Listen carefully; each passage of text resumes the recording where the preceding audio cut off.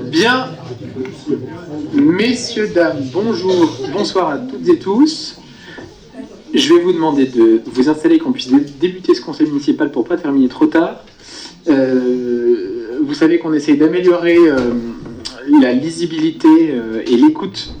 Non, on n'en pas pour faire en sorte que la retransmission vidéo soit de qualité.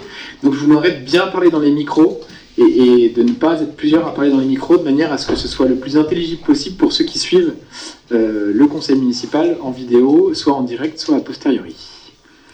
Voilà. Alors, du coup,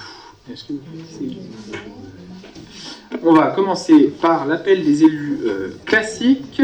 Alors, Arthur Boisneuve, je suis là. François Mauduit. Présent. Daniel Godard est excusé, elle a donné pouvoir à Jean-Pierre Coudurier. Jean-Pierre Coudurier. Présent. Marie-Noëlle Gerfaux-Valentin. Jean-Claude Bernard. Il est présent. Monique Lechêne. Présent. Gilles Munieri. Présent. Voilà, Jean-Claude Bernard est là. Pascal Dupuis. Présent.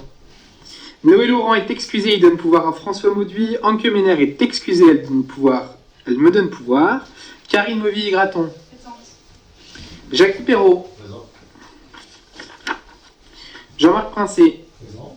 Yvan Rotabulo. Présent. Jean-Pierre Tissigné est excusé, il donne pouvoir à Jacques Perrault. Brigitte Mollard. Présente. Marie-France Pichat. Présente. Sylvie Sellery. Présente. Noémie Prime. Présente. David Dubonnet. Présent. Yvette Fétaz. Présente. Geneviève Mangelat. Présente. Annie-Claude Thiebaud. Présente.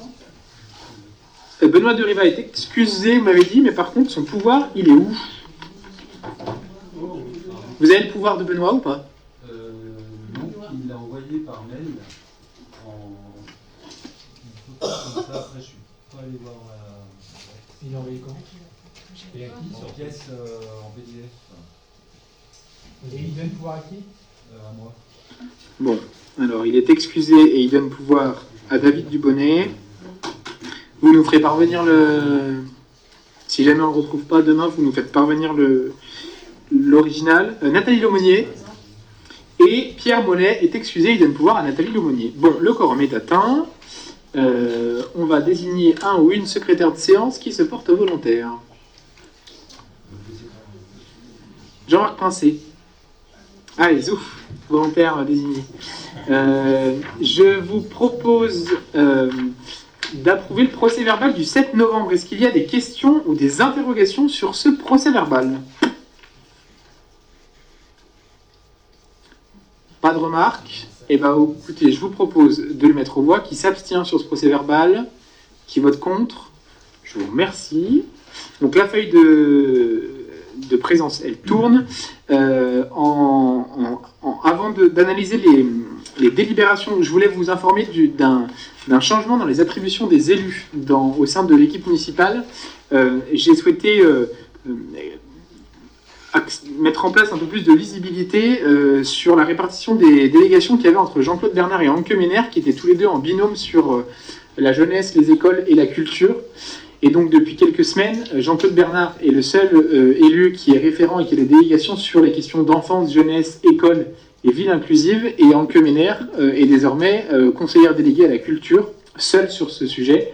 Vous aurez noté dans la note de synthèse, si vous avez vu les choses avec détail, que ce changement de délégation était bien indiqué pour Anke Ménère, mais pas forcément pour Jean-Claude Bernard. Et donc du coup, ça sera changé dans la future note dans le compte rendu du conseil. Et puis voilà, c'est Jean-Claude qui participera au conseil d'école à mes côtés. Voilà pour ce point d'information. On va passer à l'examen simplifié des délibérations. Vous l'avez vu, il y a, si je ne me trompe pas, il y a 4 délibérations simplifiées. Il y a une création et suppression de postes en ressources humaines. Il y a au niveau de la culture l'attribution des récompenses aux lauréats du concours photo avec les montants des bons. Il y a ensuite la délibération classique de fin d'année sur les ouvertures anticipées de crédit qui représente 25% du montant de ce qui était inscrit au budget prévisionnel de l'année 2023. Et on a ensuite les actualisations des autorisations de programme. Est-ce que sur ces 4 délibérations, il y a des questions ou des remarques? Je n'en vois... Yvette Fétaz. Oui, juste sur le tiers-lieu culturel. Pensez bien à... Oui, sur le tiers-lieu culturel 2014, la somme allouée, c'est pourquoi 2024.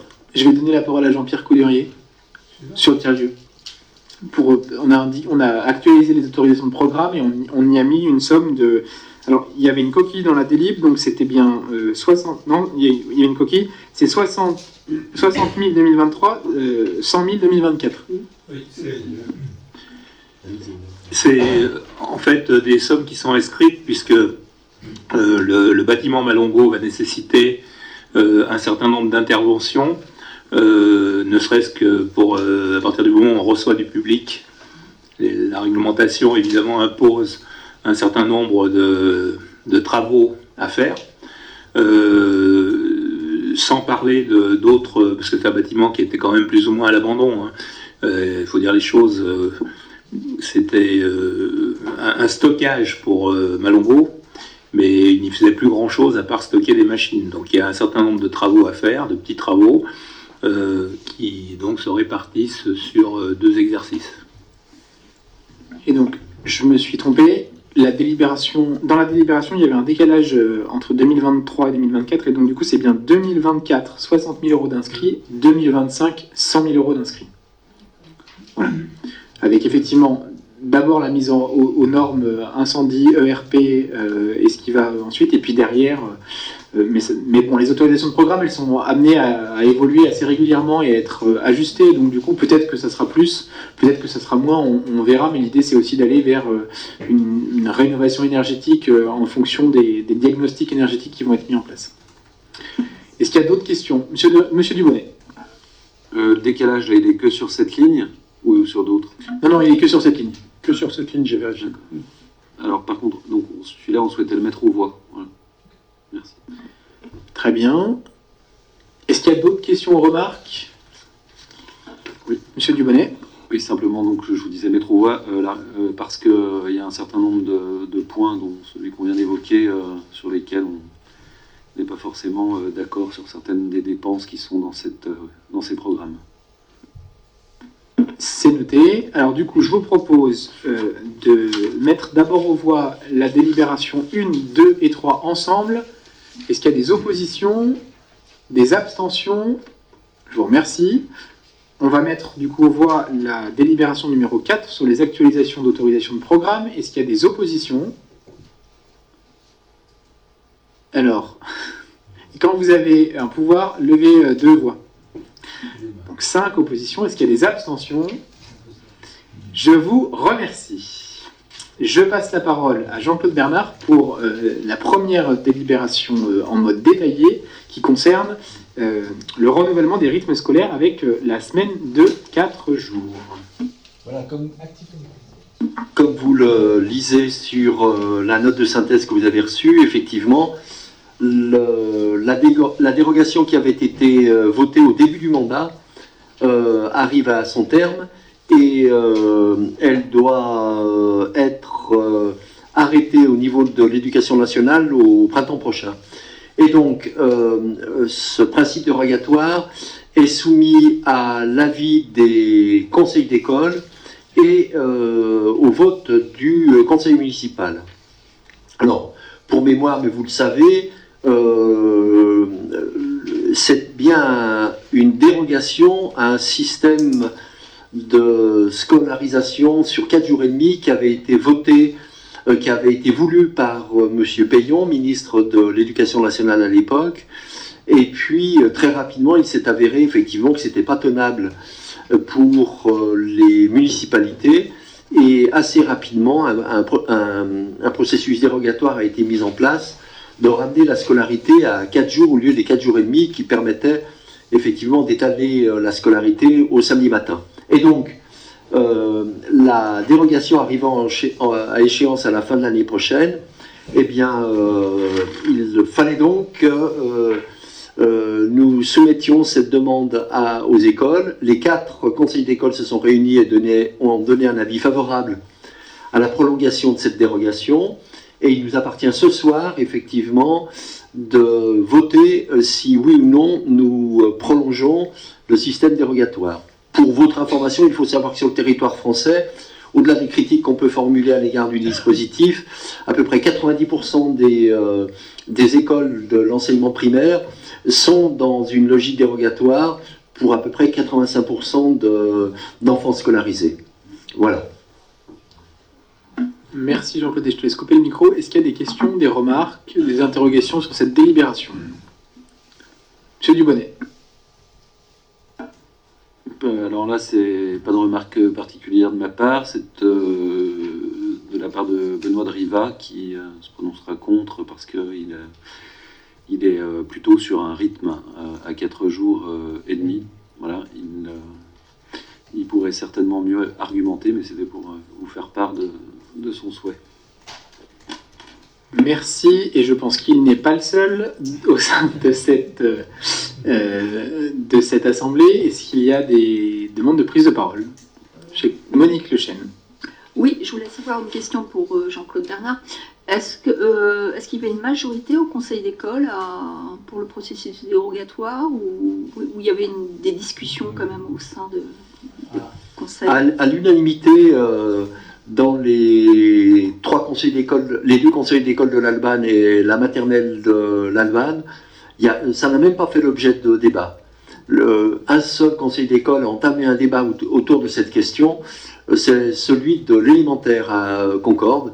Un parent d'élève a été un peu sur la même position que M. de Riva, à savoir effectivement sur la logique de 4 jours et demi, mais au-delà des arguments qui ont été développés, de la part des enseignants, le fait d'augmenter les contraintes, d'être présent 5 jours sur les écoles, sur leur temps de travail, pour les parents, effectivement, des contraintes familiales, très largement, très largement, il y a 2 personnes simplement qui sont abstenues à Concorde, et autrement c'était, dont le représentant de la municipalité, puisque ce soir-là j'étais le seul, voilà, sinon très largement les parents d'élèves et les enseignants de Concorde élémentaire, malgré à la suite du débat qui a été initié, ont voté majoritairement pour la prolongation de la dérogation. J'espère avoir été assez clair. Pour abonder, moi ma position personnelle elle est plutôt d'être sur 4 jours et demi. Pour le bien de l'enfant, et en ce sens, je suis sûr qu'on se serait rejoint avec Benoît de Riva. Bon, évidemment, quand il y a unanimité du conseil d'école, je me voyais difficilement vous faire la proposition de présenter une délibération qui allait à l'encontre des souhaits à la fois des parents d'élèves et des enseignants. Voilà. C'est possible, mais bon, c'est pas non plus idéal de se mettre à dos l'ensemble des parents d'élèves et l'ensemble des enseignants dans cette école, dans cette commune. François Mauduit. Oui, c'est tout à fait difficile de trouver un équilibre. Et justement, moi je vais m'abstenir, parce que d'un côté, il y a les parents d'élèves et les professeurs qui veulent 4 jours, mais d'un autre côté, il y a l'équilibre de l'enfant, et manifestement, ce serait mieux d'avoir 4 jours et demi pour avoir des journées moins chargées. Donc l'équilibre étant difficile à trouver, on peut aussi regretter que l'État donne le choix, alors que peut-être s'il donnait les moyens d'avoir 4 jours et demi, sans faire reposer la charge de ces demi-journées supplémentaires, en permettant aux parents de récupérer les enfants tard en revenant du travail, on pourrait peut-être plus facilement avoir 4 jours et demi, alors que là, sans les moyens nécessaires, il est difficile d'offrir une garde répartie sur 4 jours et demi, qui permettent aux enfants d'avoir une charge de travail répartie, et aux parents d'avoir des horaires de travail qui leur permettent de récupérer leurs enfants après la garderie. Donc personnellement, je m'abstiendrai parce que cet équilibre est malheureusement le résultat de contraintes qui ne sont pas idéales. Merci François. Jean-Pierre Coudurier. Oui, je rejoins ce qui a été dit. Simplement, je pense que c'est en fait une position réelle que je vais exprimer. La réalité, c'est que, comme l'a dit François, c'était dans le cadre d'une réforme où il y avait des TAP, qui permettait aux parents de récupérer leurs enfants un peu plus tard, parce que à partir du moment où on fait 4 jours et demi au lieu de 4 jours, les journées sont moins longues, ce qui est justement le but recherché, pour que l'enfant ait une concentration jusqu'au bout de la journée. Sauf que si les parents doivent venir chercher leur enfant à 3 heures, je ne pense pas que ça va faire que des heureux. Et donc il faut mettre en place des TAP. Les TAP, ça a un coût, c'est pas remboursé par l'État. Et d'autre part, au-delà de ce qu'a dit François, même si c'était pris en charge, encore faudrait-il aujourd'hui trouver les personnes, parce qu'aujourd'hui il y a une vraie difficulté à avoir du personnel dans ces métiers-là. Donc encore faudrait-il avoir des personnes pour pouvoir prendre en charge les enfants et faire des vrais TAP, parce que c'est faire de la garderie, ça n'a pas un intérêt grandiose. Alors personnellement, je voterai pour, mais avec beaucoup de regrets. Merci Jean-Pierre. Est-ce qu'il y a d'autres remarques ou demandes de prise de parole sur cette délibération? Non. Mais écoutez, je vous propose de la mettre aux voix. Qui vote contre? Donc un vote contre. Qui s'abstient? Alors 1, 2, 3, 4, 5, 6, 7, 8, 9 abstentions. Donc je considère que les autres votent pour. Je vous remercie et je passe la parole cette fois-ci à Jean-Marc Princet pour la délibération suivante qui concerne la décision modificative numéro 3. Merci Monsieur le maire. Bon, décision modificative un peu formelle, on va dire. C'est la continuité des décisions précédentes concernant la galopase. Donc on arrive au bout du portage de la galopase. Donc il faut finaliser vis-à-vis des notaires l'acquisition. Donc il y a tout simplement un transfert un peu technique entre ce qu'on appelle un compte d'avance, de portage en fait, un compte de portage en investissement vers un compte qui est l'acquisition d'une construction. Voilà, donc ça permet de finaliser les choses avec un rendez-vous chez le notaire qui sera probablement pas sur la fin d'année mais sur le tout début janvier. Pour un montant final de 426 250 €. Merci Jean-Marc. Est-ce qu'il y a des questions ou des remarques sur cette décision modificative qui n'implique aucun changement budgétaire? Monsieur Dubonnet. Oui, je n'avais pas fait attention, là je le vois. Donc sur le compte 27 638, finalement, il reste 428 000 pour l'instant. Une fois que vous avez mis 426 sur celui autre construction. J'avoue que je ne me suis pas posé la question. Il faudrait regarder dans le détail. Oui, parce que on devait payer en 2022 et en 2023, et suite aux difficultés de comptabilité qu'on a eues, on n'a pas payé en 2022, donc c'est pour ça qu'on l'avait réinscrit au budget en 2023. Il y a 2 annuités, il y a l'annuité 2022 et l'annuité 2023, et donc du coup c'est l'annuité 2023 qui est mise sur le compte 2138, mais l'annuité 2022 qui a déjà été payée, elle est sur le compte 27 638. Okay. Déjà réglé, donc la moitié. Oui. Est-ce qu'il y a d'autres questions ou remarques? Je sais pas. Je vous propose de la mettre aux voix. Qui s'abstient sur cette décision modificative? Qui vote contre? Je vous remercie. Alors, je vous fais passer la feuille à signer pour approuver cette décision modificative. Et je passe la parole pour la délibération suivante à Gilles Munieri pour l'attribution du marché MAPA 2023-06 qui concerne les travaux de rénovation énergétique de la maison du stade. Gilles, c'est à toi. Voilà, donc les travaux étaient estimés globalement à 450 000 € hors taxe, soit 540 000 € TTC par la maîtrise d'œuvre. Le marché est composé, le marché est composé de 3 offres, de 3 lots. Donc il y a un premier lot qui concerne le désamiantage, principalement la toiture. Il y a un deuxième lot qui concerne tout ce qui est chauffage, ventilation, climatisation, avec électricité, avec 2 gros postes qui sont le remplacement de la chaudière existante par une chaudière type bois, enfin bois granule, avec notamment la création d'un silo de stockage pour éviter de forte capacité, pour éviter de passer son temps à le rapprovisionner. Voilà. Et le troisième lot, c'est toute l'isolation de la toiture, plus la réflexion de la toiture par un système à plaque d'acier, un bac acier. Voilà.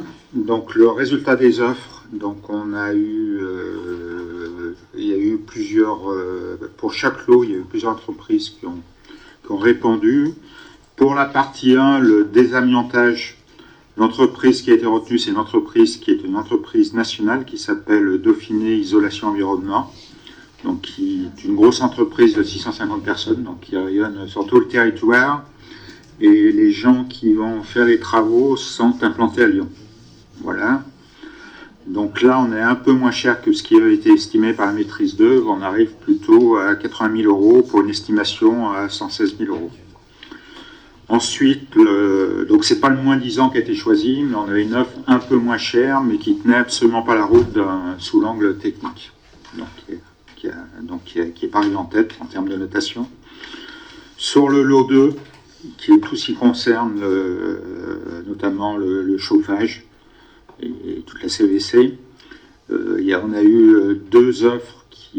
On a reçu 2 offres, une de la société Refrère qui est située à Aoste dans l'Isère, et une autre d'Intersanit qui est une société de la Motte, Servolex, qui est la société qui a déjà été retenue pour la rénovation et l'extension d'Alban.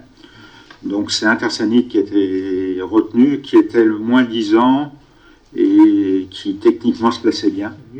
Le mieux 10 ans. Ouais. Le moins 10 ans en somme et le mieux 10 ans en termes d'offres. Ouais. Pour 196 000 euros par rapport à un montant estimé à 231 000 euros. Et sur le lot 3, le moins cher, on a 2 sociétés qui ont répondu, l'entreprise Dominget qui est basée à Chambéry et l'entreprise Pollen Construction qui est route d'Apremont. Et le moins cher et le mieux 10 ans était Pollen Construction Bois qui était bien placé aussi techniquement et qui a été retenu. Donc là, par contre, on est un peu plus cher que ce qu'avait estimé le maître d'œuvre. On est à 207 000 pour 192 000 euros. Voilà, ce qui fait qu'au global, on arrive à un global d'offre qui est un peu moins cher que ce qui avait été estimé par le maître d'œuvre. On est en TTC à 483 000 versus 540 000 et 403 000 en hors taxe versus 450 000 qui avait été estimé. 10% de moins. Ouais. Est-ce qu'il y a des questions, des remarques Alors, Madame Mangelaz, allez-y. Et je vous laisserai couper les micros, ceux qui ne parlent plus. Juste une simple remarque, c'est à l'école, à le nom du stade actuellement, il y a quand même un gros problème de chauffage le lundi. Après-midi, apparemment, il n'y a pas de chauffage le week-end, pas le lundi matin. Et les associations qui l'occupent le lundi après-midi, ce lundi, ils avaient 11 degrés dans la salle. Donc, je voulais voir s'il n'y avait pas ça fait plusieurs fois qu'elle se produit, ce phénomène, et voir que si on peut y remédier, s'il vous plaît. C'est tout. Je profite qu'on parle de la maison du stade pour en parler. Oui, on a pris en compte la demande là, que vous nous avez signalée. C'est le Scrabble, hein, je crois, TLC. Bon, 11 degrés, c'est évidemment insupportable. Donc moi, je souhaitais que les services techniques puissent regarder s'il n'y a pas un problème de installation. L'objectif, c'est... Enfin, normalement, il ne doit pas faire 11 degrés. Donc il faut qu'on voit si on peut remettre le chauffage normalement. Si ça n'était pas possible, et compte tenu qu'il va y avoir des travaux, on ne va pas entreprendre des travaux dans un bâtiment où on va tout recasser derrière ou modifier. Donc à ce moment-là, on essaiera de trouver une salle qui soit mieux chauffée. J'en ai parlé à la responsable, la salle Padet est trop petite Et le foyer Hubert Constantin qui avait été proposé, il y a un problème d'accès, enfin il y a beaucoup de personnes d'un certain âge et ça paraît être difficile d'accéder jusqu'au foyer Hubert Constantin. Voilà les réponses qui m'ont été faites. Ça marche. Bon, si le chauffage fonctionne le reste de la semaine, c'est probablement un problème de paramétrage et de programmateur, donc il faut juste que ce soit... Oui, c'est le mercredi, il n'y a pas de souci. Hein, oui, c'est le lundi. Ok. Est-ce que sur la délibération, il y a des questions ou des remarques? Monsieur Dubonnet. Oui. Simplement, on nous a fait des grandes leçons sur le fait que les bâtiments, il ne fallait pas les saucissonner comme vous nous avez présenté ça la dernière fois et les faire dans leur ensemble. Premier point. Ensuite, dans la dernière délibération sur la maîtrise d'œuvre, vous nous signaliez les montants estimés, donc pourquoi vous aviez réduit le nombre de lots par des coûts exorbitants. Bon, on arrive à 500 000 TTC, donc on n'est pas non plus si éloigné que ça. Donc quelque part, tout ça pour ça.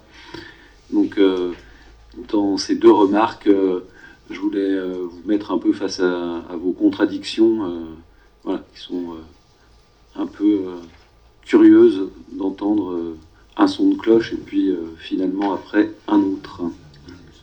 Déjà les 600 000 que vous mentionnez, c'est 600 000 hors taxe comparé à 450, donc c'est pas tout à fait le même montant, parce que le piège c'est qu'on parle tantôt hors taxe et tantôt en TTC. Moi je préfère toujours parler hors taxe, mais voilà, donc c'était 600 000 hors taxe, voilà.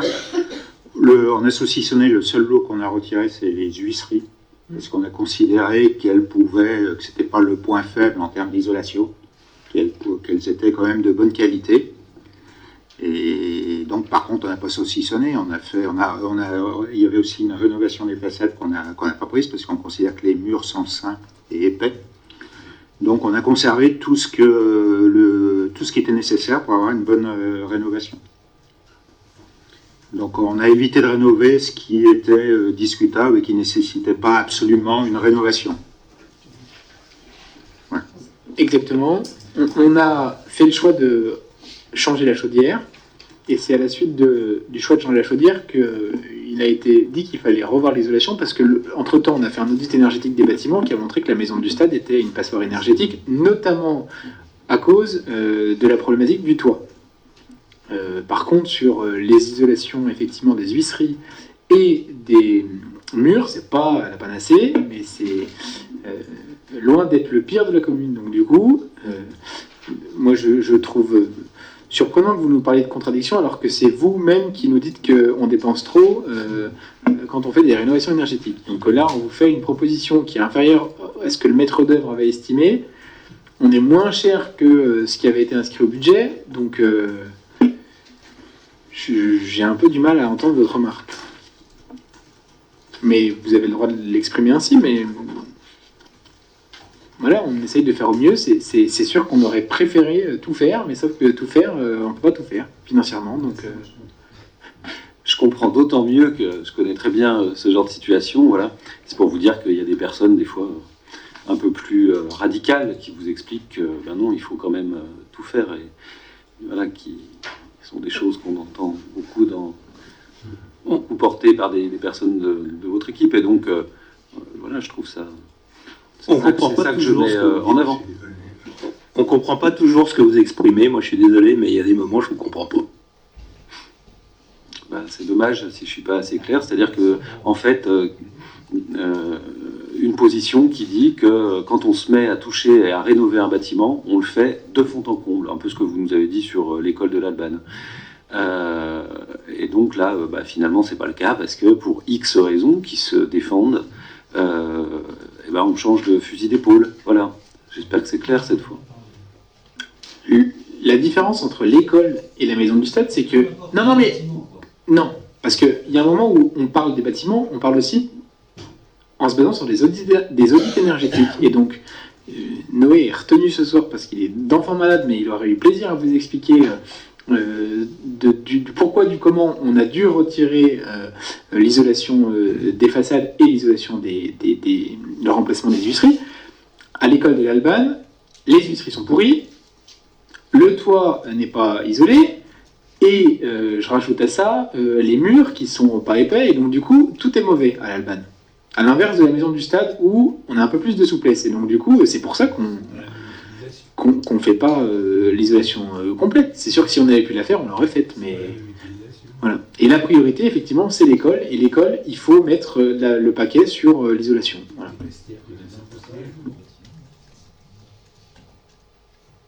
Ils sont tous différents, de différentes époques, qui ont des surfaces. Qui ont des surfaces différentes, et tout ça nous fait amener à avoir un critère de choix pluriannuel, on connaît par cœur. Et on connaît les bâtiments, ils n'ont pas bougé. Très bien.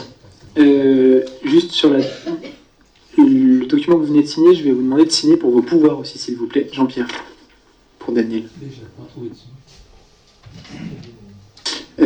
Est-ce qu'il y a d'autres remarques sur cette délibération ? Non. Eh bien écoutez, je vous propose de la mettre aux voix. Qui s'abstient ? Donc 5 abstentions. Qui vote contre ? Je vous remercie. Je prends la parole pour la délibération suivante qui concerne le contrat de mixité sociale.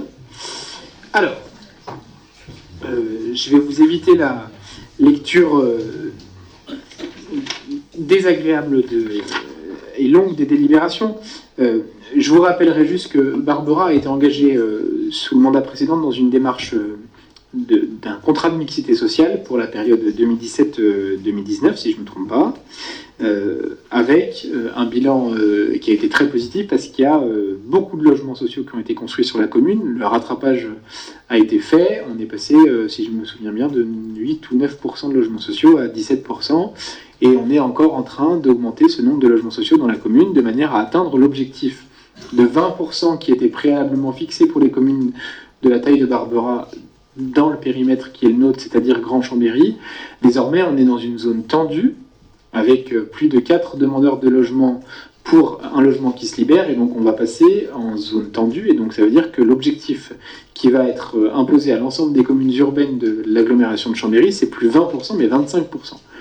Bon, ça tombe bien, on s'était donné comme objectif d'aller au 25%, et les services de l'État et les bailleurs sociaux nous ont fait cette proposition en lien avec Grand Chambéry de re-signer un contrat de mixité sociale qui permet de mettre sur papier l'ensemble, on va dire, des dynamiques de logement, du logement dans la commune, d'évaluer à la fois les moyens qui ont été mis en œuvre précédemment et d'évaluer aussi tous ceux qui pourraient être actionnés à court et moyen terme pour répondre justement à ces objectifs de construction de logements sociaux. Et donc, le contrat de mixité sociale, il permet de mettre en place ce qu'on appellerait un lieu d'échange avec l'ensemble des partenaires, donc que ce soit les bailleurs sociaux, que ce soit la préfecture, enfin la direction départementale des territoires avec le service habitat, ou que ce soit aussi Grand Chambéry, et mettre tout le monde autour de la table pour qu'ils accompagnent la commune dans l'atteinte de cet objectif de 25%. Donc, on vous propose avec cette délibération d'approuver la signature du contrat de mixité sociale pour la période 2023-2025, donc qui est déjà amputée quasiment d'une année complète.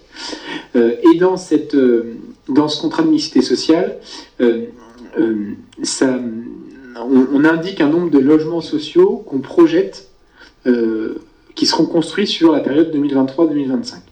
Donc, étant donné qu'il y a beaucoup de reports des deux bilans triennaux 2017-2019 et 2019-2022, on a peu d'objectifs de logements sociaux. Vous le voyez, c'est 14 logements sociaux qui sont projetés sur l'année 2023-2025. Ça veut dire que, en plus des permis de construire qui ont déjà été accordés sur la commune, il faudra que dans les prochains permis de construire, il y ait au moins 14 logements qui nous permettront d'atteindre les objectifs progressifs. Je tenais aussi à présenter cette délibération pour saluer le travail qui est fait par Gilles Munieri et les services pour revoir les opérations d'aménagement programmées, créer de nouvelles opérations d'aménagement programmées en lien avec Monique et Daniel sur le volet logement, pour faire en sorte que dans toutes les OAP de la commune, on puisse imposer du logement social et qu'il n'y ait pas des secteurs qui soient réservés logements sociaux et d'autres qui soient exclus du logement social.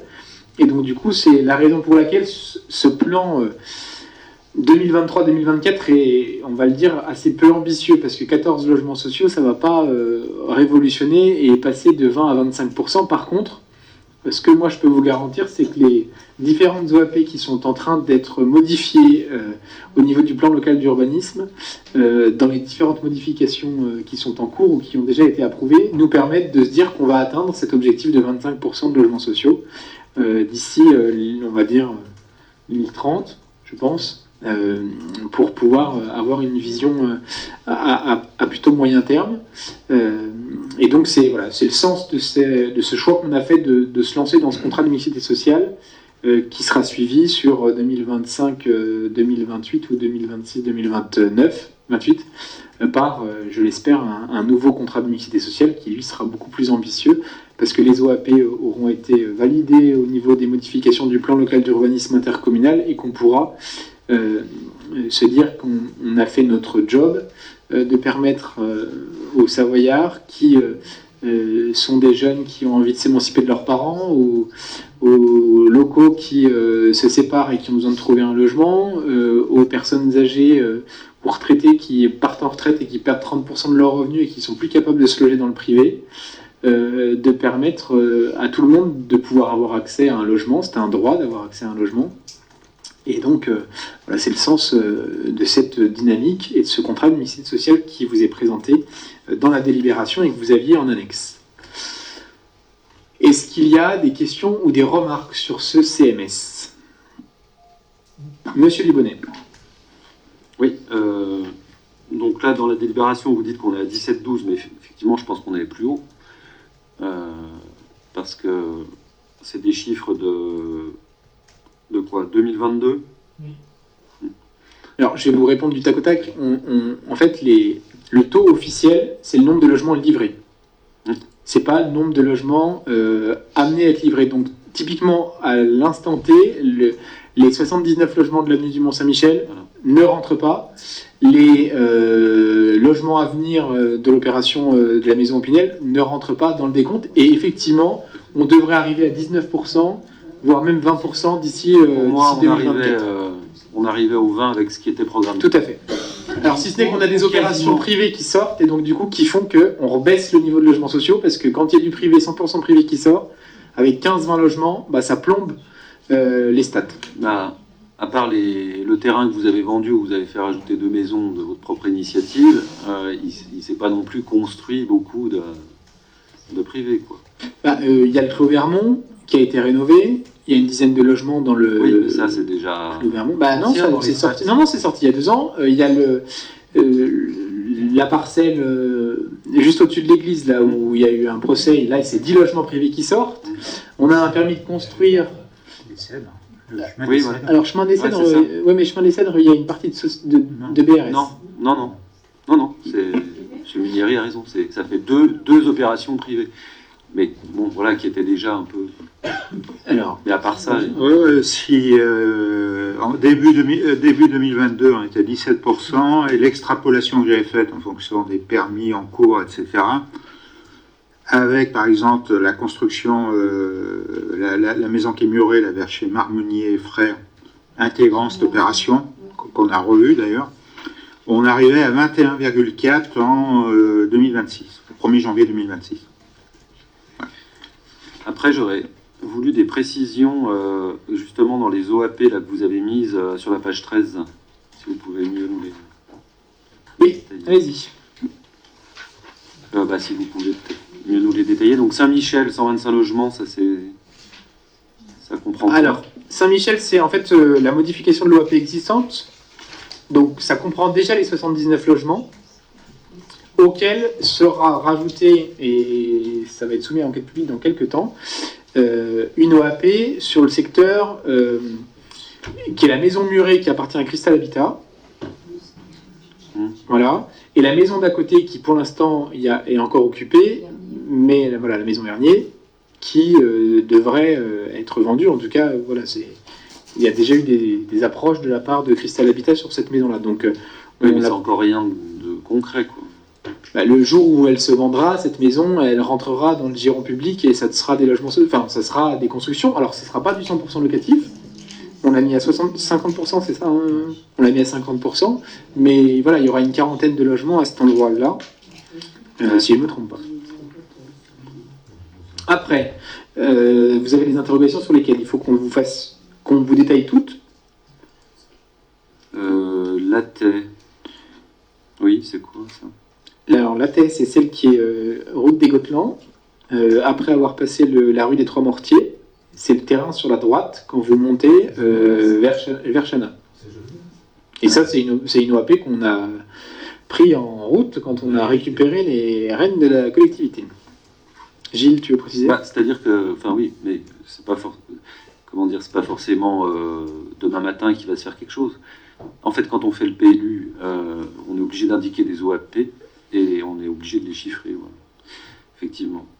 C'est bien pour ça qu'on parle de 25% en 2030 et qu'avec la livraison des 79 logements de l'avenue du Mont-Saint-Michel plus l'ancienne maison Pinel quand ça sera fait, on va passer dans une période de creux et donc on est obligé de réinitialiser des OAP pour arriver à horizon 2030 à 25%.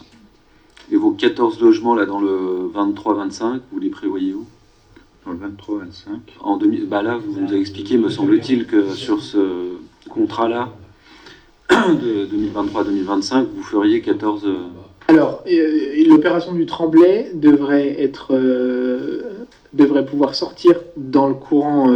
Enfin, pas forcément sortir, mais en tout cas que les permis de construire soient signés dans le courant 2025, et il y a 14 logements sur l'opération du Tremblay. Parce qu'il y a deux choses. Il y a les objectifs triannuaux qui sont comptés en fonction de la validation des permis de construire, donc qui sont une chose. Donc voilà, donc c'est le premier indicateur. Donc là on est par rapport aux objectifs triannuels. Voilà. Et après il y a la mesure concrète qui correspond aux logements qui sont livrés. Donc l'État a tendance à fixer des objectifs triannuels pour arriver par le biais des constructions au taux réel. Donc l'objectif triennal, oui. C'est 14 logements? Oui, c'est ça. Donc là, on est sur l'acceptation de permis de construire et pas de la livraison. Voilà, donc vous avez sur la page 13 l'ensemble des opérations qui pourraient mener à atteindre ces 14. Vous imaginez pas la facilité du sujet quand on a un objectif triennal de 14 logements. Quand on était arrivé, c'était 300. D'où la carence, etc. Et personne n'a dit que vous aviez... Ah non, mais j'ai pas dit non plus qu'à chaque fois, ça va pas encore tourner toujours les mêmes trucs. Non, mais justement, j'allais vous féliciter. J'allais vous féliciter. Parce que j'ai l'habitude, après, des fois, on retourne... Non, mais j'allais vous féliciter parce que, comme l'a dit monsieur le maire, on est passé de 9%, c'est ça, à 17, 18%. Quasiment 20, puisqu'on sait qu'ils sont dans le tuyau. À 20%. Donc, sur cette dimension-là, vous avez bien rempli votre rôle. Et on peut que vous féliciter.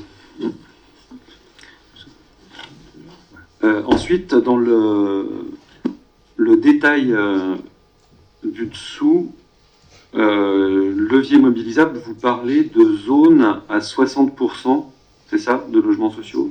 Oui. J'ai bien compris. Donc sur quel secteur? C'est tout le secteur qui est situé là, en face de la boulangerie. D'accord. C'est le sens de la zone papa, où il y a eu la consultation ces dernières semaines sur le choix du scénario. Et dans ces deux choix de scénario, il y avait une centaine de logements qui étaient prévus. Et donc du coup, sur cette centaine de logements, il y en a un pourcentage qui sera en social. On est sur une zone qui est déjà à quasiment du 100% locatif, avec les roseaux, l'orée du bois et puis les cerisiers. L'idée, c'est de ne pas refaire du 100% locatif, mais vraiment de faire une mixité, avec notamment une mixité qui soit à la montée d'escalier et non plus... dans les montées d'escalier et non plus bâtiment par bâtiment, de manière à ce qu'on n'ait pas une montée 100% sociale et une montée 100% privée. C'est une bonne idée. Mais... Et donc là, vous êtes pour 60% de logements sociaux? Oui, alors dans les 60% de logements sociaux, il faut prendre ce qu'on appelle les PLAI, les PLS et les plus, donc les logements dits sociaux, et aussi les accessions abordables, avec à la fois l'accession abordable classique, mais aussi ce qui a été développé depuis maintenant 2 ans et demi, 3 ans, c'est ce qu'on appelle le bail réel solidaire qui décorrèle le prix du foncier du prix de l'appartement. Et donc du coup, c'est considéré comme de l'accession à la propriété parce que celui qui est dans le logement, il est propriétaire de son logement, mais il n'est pas propriétaire du foncier. Donc du coup, il paye un loyer au bailleur ou au promoteur pendant 99 ans pour le foncier, quoi, parce que le bailleur s'est porté, porte on va dire le projet, et derrière donc ça c'est du BRS. Donc sur la répartition, est-ce que ça sera 40% LLS, 20% BRS, est-ce que ça sera du 30-30 ou du 45-15 ou du 50-10, c'est encore en cours de réflexion. Et sur l'OAP du Tremblay, c'est pas 60%, parce que comme la phrase est formulée, on pourrait penser que, mais le deuxième paragraphe, là, pour exemple, la modification numéro 4 du PLUI intégrera une augmentation des objectifs de mixité sociale sur l'OAP du Tremblay et créera une OAP sur l'ancienne zone Papag, OAP des Cèdres en prescrivant 60% de mixité sociale sur chacune des opérations. Oui, alors, effectivement, donc c'est l'OAP du Tremblay, vous l'avez au-dessus, on est sur 32% de LLS et 14% d'accession abordable, donc ça fait 46%. Et par contre, sur l'ancienne zone Papag, donc l'OAP des Cèdres, qui aura un autre nom, on l'appelle comment? Je sais pas d'où ça sort ce nom. Parce qu'il y a des Cèdres. L'OAP de l'entrée de ville. L'OAP de l'entrée de ville, voilà, le terme est encore à définir. Il y aura 2 OAP dedans, enfin 2 phasages, et donc du coup c'est pour ça que sur ces phasages on a décidé que quel que soit le lieu, à droite, à l'est ou à l'ouest de la route d'Apremont, qu'il y ait le même pourcentage. Donc les 60%, ils concernent ces OAP sur la zone Papag. D'accord. Et ça fait partie, on va dire, intégrante du contrat 2000. Enfin, ça figure dans le contrat 2023-2025 parce que si on arrive à modifier le PLUI à temps et qu'il y a une opération, un permis de construire qui est validé dans le courant de ce, dans le courant de ce plan triennal, ça comptera, mais il est fort à parier qu'on n'arrive pas à mobiliser cette OAP-là dans le temps de ce plan triennal. Mais l'idée, c'était de recenser l'ensemble des zonages au PLUI dans la commune qui pouvaient faire l'objet de construction de logements sociaux. C'est ça le principe du CMS. Hein. Et puis, bon, après, l'autre remarque, je trouvais dans la première phrase au début en lisant la délibération, mais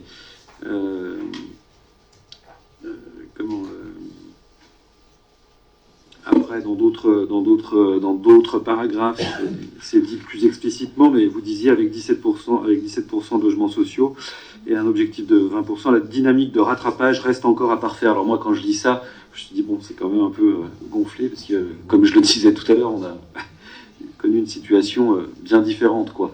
Donc quand on en est à 17, qu'on sait qu'on arrive, quoi qu'il en soit, sur les 20, bon, voilà, c'est...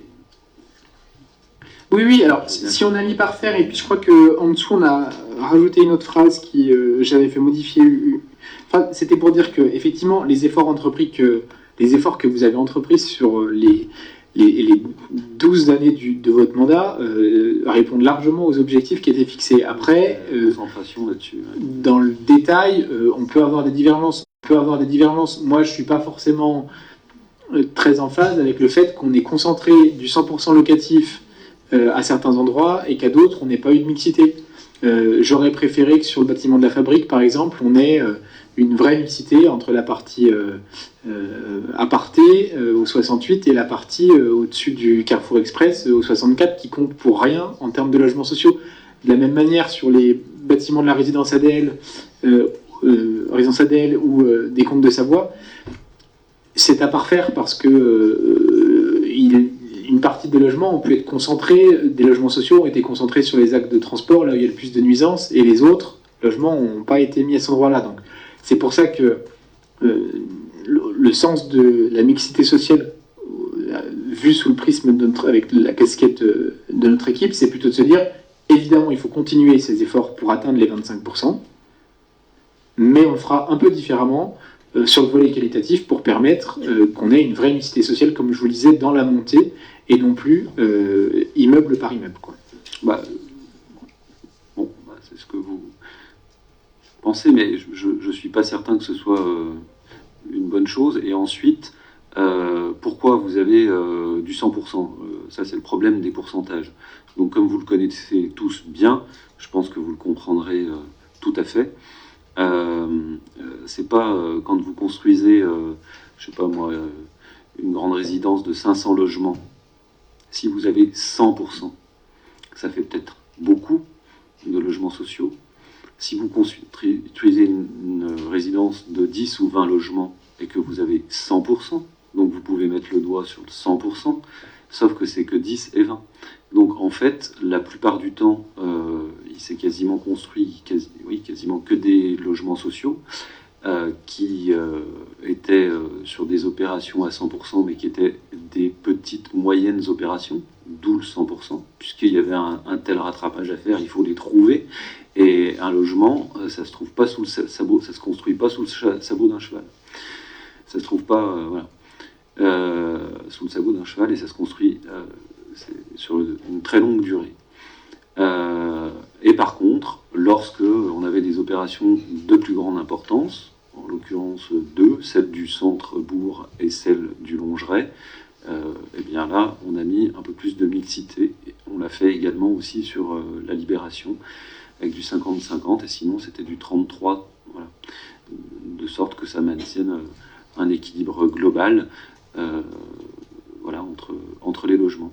Et je ne pense pas que ce soit une mauvaise idée après d'avoir une montée qui est tout en social, ne serait-ce que pour la gestion du bailleur, et puis celle d'à côté, des fois qui a 8 logements, parce qu'une montée c'est pas toujours 25 logements.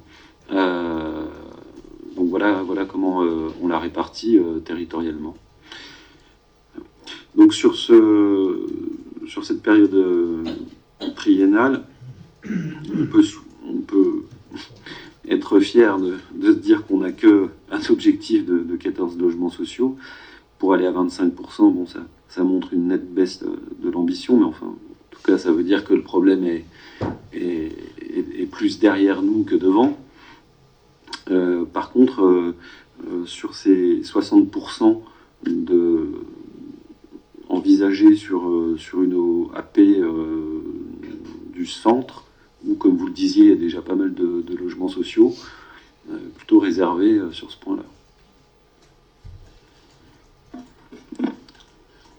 Écoutez, c'est un choix qu'on fait de se dire qu'il faut quand même construire des logements, pour le coup sociaux. Voilà, on a une différence de conception. Moi, pour le coup, je suis pas d'accord avec le fait que on ait mis 2 montées Alpad à côté de la salle polyvalente, qu'on ait mis 3 montées Alpad au pied du coteau et qu'au-dessus ce soit des logements privés, qu'on ait mis pour le coup 25 logements sociaux dans la même montée d'escalier. En termes de mixité, en termes d'échange, en termes de connaissance de l'autre, c'est pas pareil quand vous avez que des locataires que quand vous avez des locataires et des propriétaires. Voilà. Mais c'est l'historique de la commune. Il n'y a pas que vous qui avez fait ça. Tous les logements sociaux qui sont construits sur la commune depuis 40 ans, ça a toujours été comme ça. C'est des montées 100% locatives. Oui, parce que je pense qu'il ne faut pas vivre d'utopie et bien connaître la réalité, même vous tous où vous habitez, etc., etc. Donc voilà, il faut penser que il n'y a pas forcément les mêmes publics. Après, sur les montées précises que vous avez citées, si c'est pour dire que par exemple au Longeray, en bas du coteau, c'est moins bien qu'en haut, je peux vous dire que si ça avait été en vente privée, et pour y être allé dans ces logements, ils sont très bien, et il y aurait des acheteurs. Donc, sauf que la question ne se posait pas, puisqu'il fallait faire du logement social. Et pareil, dans ceux du centre, ils auraient été achetés par des privés.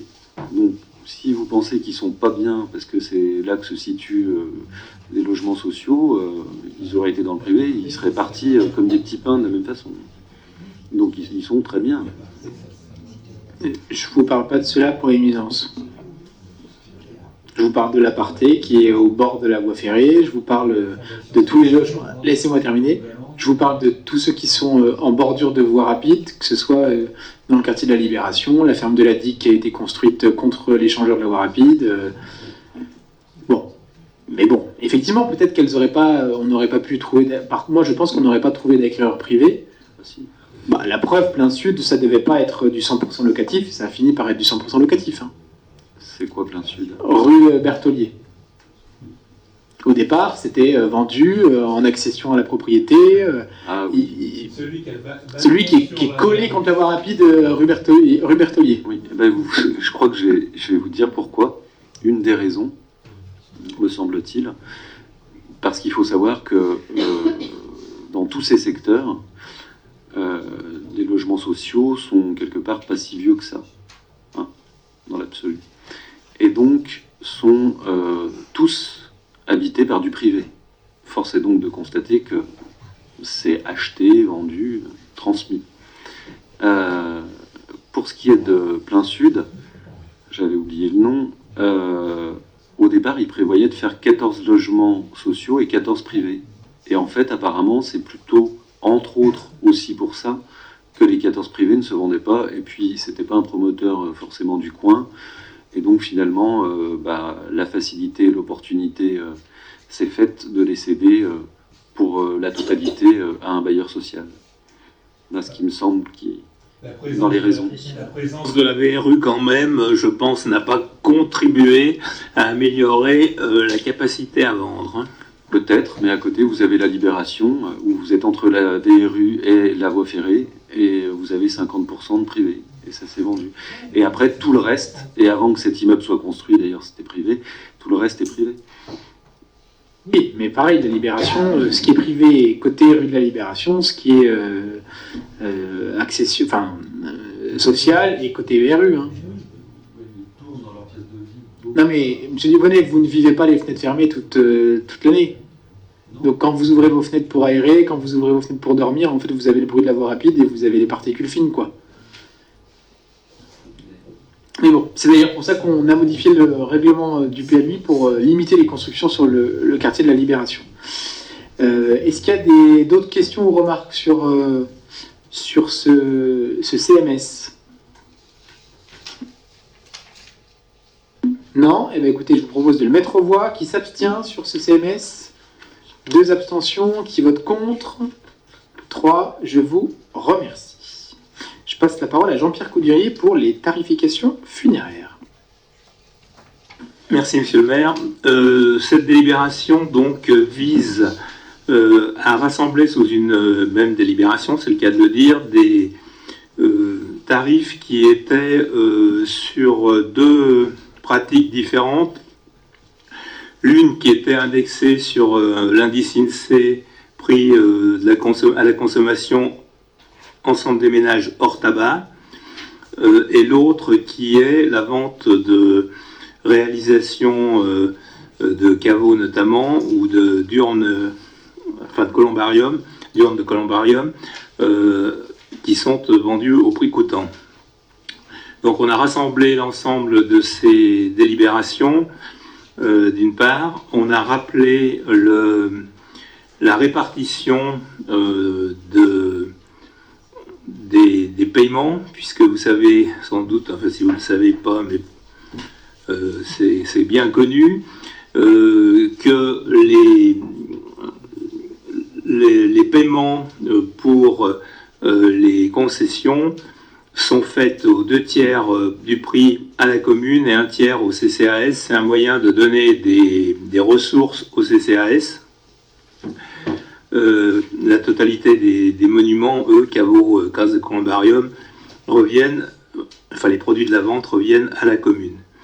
Alors, vous avez un tableau, je ne vais peut-être pas tout le commenter, on va peut-être pas tout reprendre. Les premiers tableaux, qu'il s'agisse des 2 premiers, qui sont en fait les concessions de terrain. Alors c'est pour les sépultures pleine terre ou les tombes paysagères. Les autres sont pour les caveaux de 15, avec des possibilités de 15 ans, 30 ans, 50 ans. Là, c'est indexé. Alors, vous voyez qu'il y a une petite erreur sur caveau 15 ans. Il y a 117,54 €. C'est pas du tout des euros puisque c'est un indice. Hein. C'est la valeur de l'indice qui est 117,54 aujourd'hui par rapport à un indice 100 à un moment donné. Et donc, vous avez le tarif 2023, le tarif nouveau en appliquant la hausse de l'indice. Je précise là-dessus d'ailleurs que nous allons travailler, mais bon, c'était un peu court pour le faire dès cette délibération, nous allons travailler pour revoir les tarifs de concession qui sont aujourd'hui en fait linéaires, puisque quasiment le trentenaire est le double du 15 ans. Le cinquantenaire, eh ben, c'est pareil, c'est proportionnel. Or, notre souhait, c'est de privilégier les achats de concessions courtes par rapport aux longues.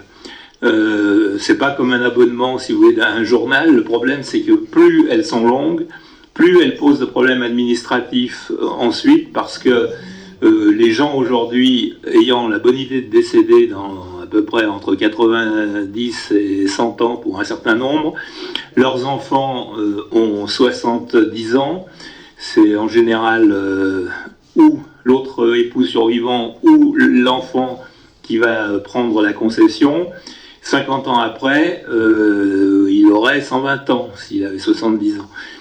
Et ça nous pose des gros problèmes parce qu'on n'arrive plus à retrouver, donc on préfère faire un tarif différencié, c'est-à-dire inciter les gens par le tarif à acheter des 15 ans, parce que là on a encore des chances de pouvoir suivre, plutôt que sur des périodes longues qui nous posent des problèmes, notamment au niveau de la récupération lorsque les concessions ne sont plus renouvelées. Oui, voilà. Pour les monuments eux-mêmes, enfin les caveaux plus exactement, donc là il n'y a pas de revalorisation, c'est au prix coûtant, donc vous avez les tarifs, caveaux de place dans le cimetière, les caveaux de place dans le nouveau cimetière, les cases de columbarium E et bientôt F, puisqu'on a rajouté un columbarium, sachant qu'on vend les cases, on finit un columbarium avant d'attaquer le nouveau, hein, on fait pas parce qu'il faut que ça aille jusqu'au bout. Et puis les tombes du cimetière paysager, vous avez les tarifs, voilà. Et les plaques du jardin du souvenir, comme d'habitude, qui sont refacturées aux familles à prix coûtant. Merci Jean-Pierre. Est-ce qu'il y a des questions ou des remarques sur cette Oui, je délibération? reviens sur ce que vient de dire Jean-Pierre. Je suis tout à fait d'accord. Quand je m'étais penchée sur le règlement intérieur du cimetière en décembre 2019, je m'étais déjà posé la question sur les cinquantenaires, parce que on retrouve personne. On ne retrouve pas. Et moi, j'aurais été partisane pour carrément les supprimer. Mais bon, la solution de mettre un tarif attractif peut être une solution. Mais c'est vrai qu'on n'arrive pas à retrouver les ayants droit. Il y a beaucoup plus de gens qui déménagent, entre ceux qui décèdent et sans avoir atteint les 90 ans même. Donc là, je suis tout à fait d'accord sur ce principe. Il faut préciser aussi que la commune de Barbera, c'est plus la commune rurale qu'on a connue, c'est-à-dire où les gens ne bougeaient pas toute leur vie. Hein, ils naissaient pas à Barbera, mais à Chambéry, et ils passaient leur vie et leur mort à Barbera. Aujourd'hui, ça va, ça vient. On a des familles dont on ne retrouve personne, et ça nous pose des gros problèmes. Excusez-moi, j'ai une autre question par rapport au tarif des caveaux entre le cimetière et le nouveau cimetière.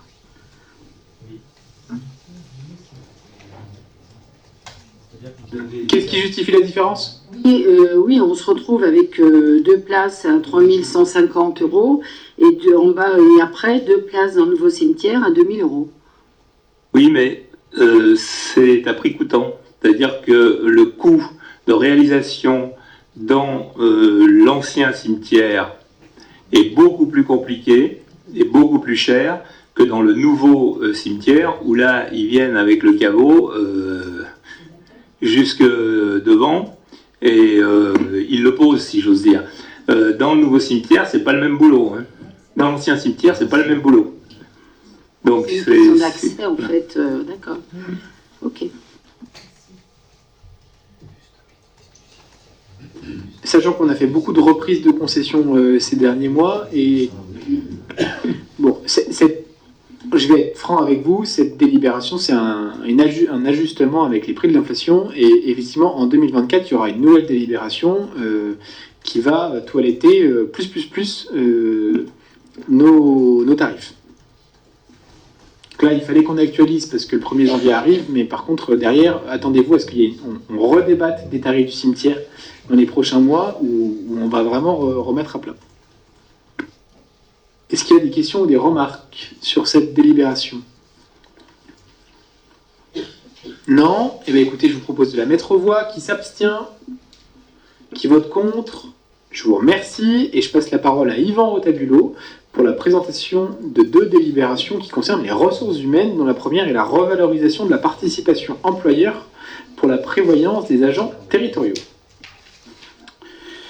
Oui, bonsoir. Suite à un important taux de sinistres dû principalement à l'absentéisme et également suite à la réforme des retraites et à l'allongement du temps de travail, l'assureur qui nous couvrait pour le contrat de prévoyance a souhaité augmenter ses tarifs.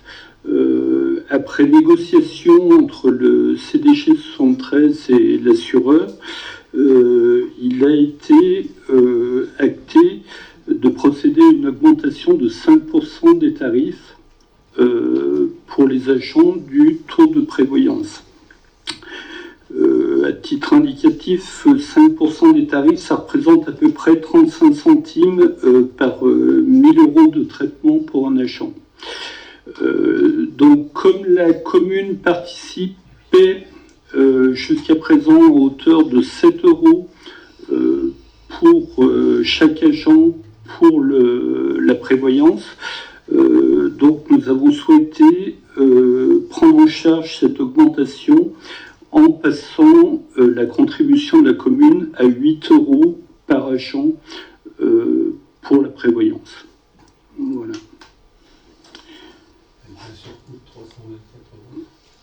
Oui, ça fait un surcoût qui est minime de 324 €, parce qu'en fait, on a 27 agents qui ont souscrit au contrat de prévoyance.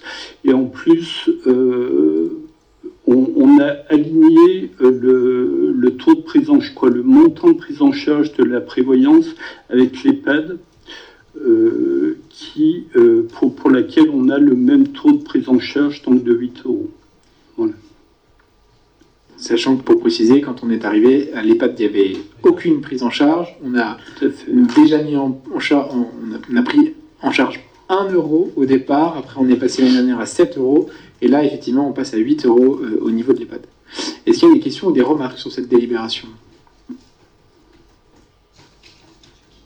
J'en vois pas. Je vous propose de la mettre aux voix. Qui s'abstient?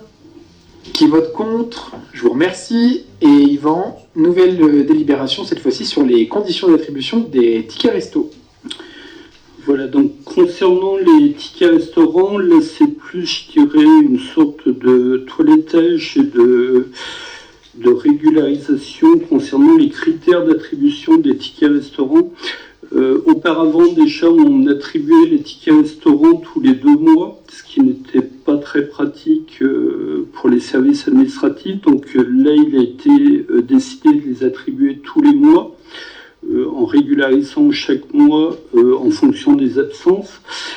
Et ensuite, donc, on a mis au clair les critères d'attribution, notamment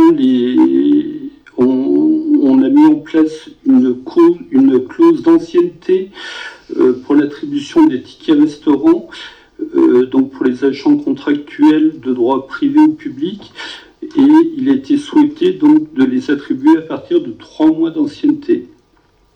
Et ensuite, concernant donc les critères d'attribution, là vous avez pu le voir dans la délibération. En gros, dès l'instant où là c'est la logique, hein, dès l'instant où l'agent est absent et ne travaille pas, il ne peut pas bénéficier de tickets restaurant. Ou s'il est en formation et que le repas est pris en charge dans le cadre de la formation, l'agent ne bénéficie pas de tickets restaurant. Voilà. Merci Yvan, sachant que les 3 mois d'ancienneté, c'était déjà existant. Est-ce qu'il y a des questions ou des remarques? Sylvie, Thierry. Juste une précision sur la valeur faciale du coût du ticket restaurant. En fait, aujourd'hui, le ticket restaurant est à 6 €, dont 3 € pris en charge par la commune. Merci. Est-ce qu'il y a d'autres questions sur cette délibération, qui est la dernière? Monsieur Dubonnet, allez-y.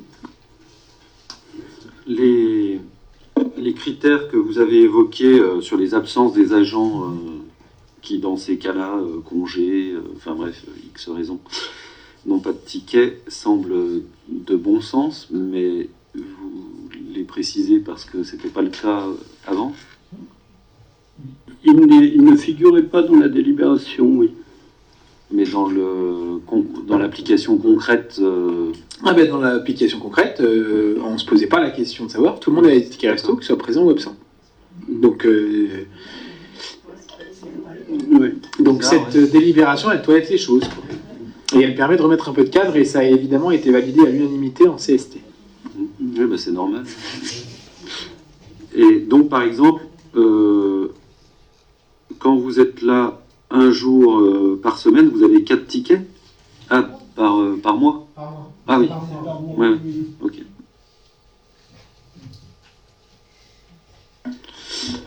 Voilà, ça fait partie de tout le toilettage RH qui est en cours depuis l'arrivée de notre nouvelle directrice des ressources humaines et qui n'a pas fini son boulot.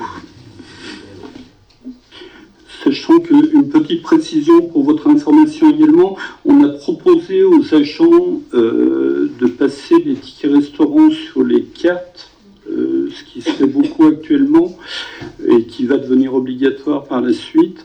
Et pour l'instant, donc les membres du CST ont souhaité retarder cette application d'une année et l'envisager éventuellement dans un an.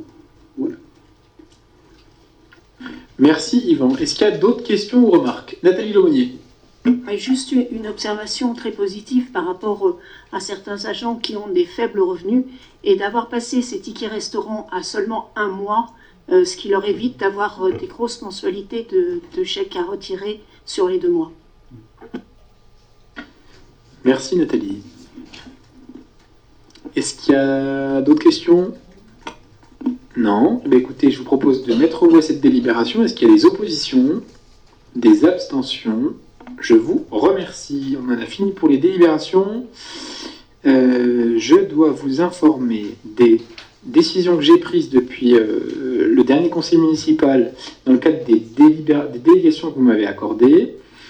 L'autorisation de signer la convention de prêt du véhicule de la Meige à 70 centimes du kilomètre, ce qui nous permet de déplacer les seniors, notamment le mardi, si je ne me trompe pas, à l'EHPAD pour qu'ils aillent faire des activités comment on pourrait appeler ça, physiques adaptées. Et le 16 novembre, j'ai signé les conventions avec les commerçants sur l'occupation du domaine public. Est-ce qu'il y a des questions ou des remarques sur ces délégations? Non. Alors, je vous informe des prochaines dates à noter dans vos agendas. Évidemment, les vœux à la population qui auront lieu le 19 janvier 2024. Et ce jour-là se terminera les 2 consultations que nous allons lancer et qui ont déjà commencé, notamment pour la première. C'est la fresque participative Terre de Jeux 2024, dont vous aurez les informations dans le Barbera Info qui sera distribué en fin de semaine prochaine. Et puis c'est la consultation sur les sens de circulation, dont la deadline sera le 19 janvier. Et là c'est pareil, on devrait pouvoir distribuer le document dans les boîtes aux lettres d'ici la fin de semaine prochaine. Est-ce qu'il y a des questions diverses? Nathalie Lemonnier. Peut-on connaître la date de livraison de l'immeuble qui est avenue du Mont-Saint-Michel? Je vais laisser la parole à Monique pour qu'elle puisse répondre. Normalement, c'est Micro.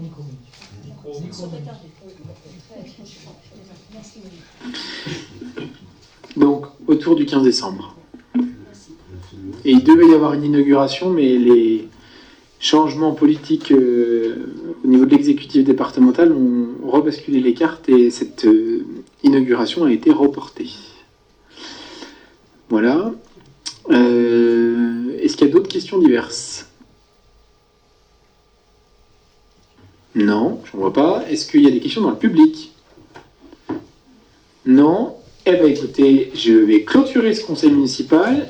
Si je n'ai pas l'occasion de vous recroiser, je vous souhaite évidemment à toutes et tous d'excellentes fêtes de fin d'année et on se voit à la rentrée pour les vœux le 19 janvier et puis le prochain conseil il sera le 14 février. Merci à tous.